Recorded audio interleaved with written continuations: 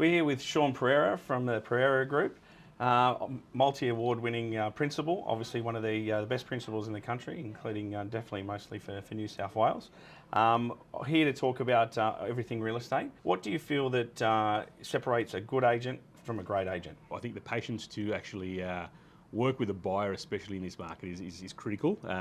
It's taking 3-4 times as long to close a deal than it did. So that's the key. The long game, I think, is very important as well. If you compare it to golf, I think it's it's definitely not a par 3 course we're on. So yeah, definitely the long game, and just perseverance. Okay.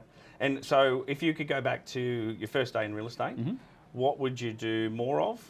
What would you do less of? I think nurturing that database, getting in touch with clients, and probably something we've stopped doing lately is the whole sold in 24 hours and all that sort of stuff, right?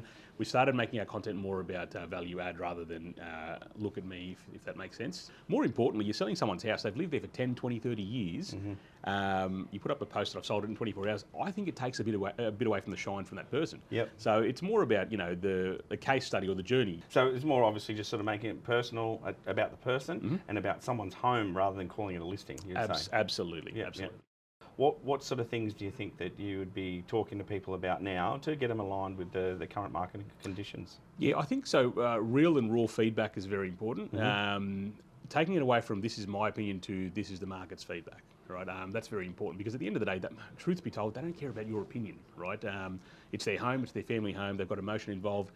But I guess taking it away from, guys, I'm not buying the home, you're not rebuying your home. These are the guys coming into the property, here's the feedback, right?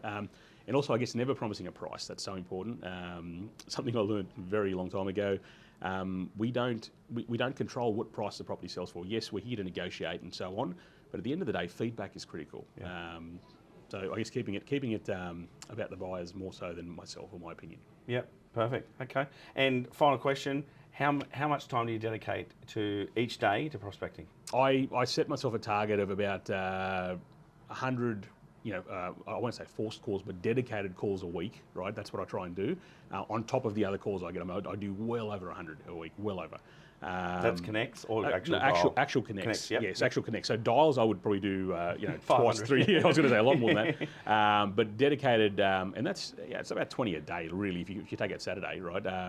About 20 a day, that are dedicated, purpose-driven calls as opposed to fielding calls that are coming in and so on. I started doing that probably a few years ago, and now I've actually got a bit of accountability where I've got to track that as well. That's definitely leveled up a bit. Yep. So no excuses, it's just got to be done. Yeah, perfect. Well, thank you very much for your time, Shaun. Anytime. Much appreciated. Thanks, mate. Cheers. Good job. Thank you.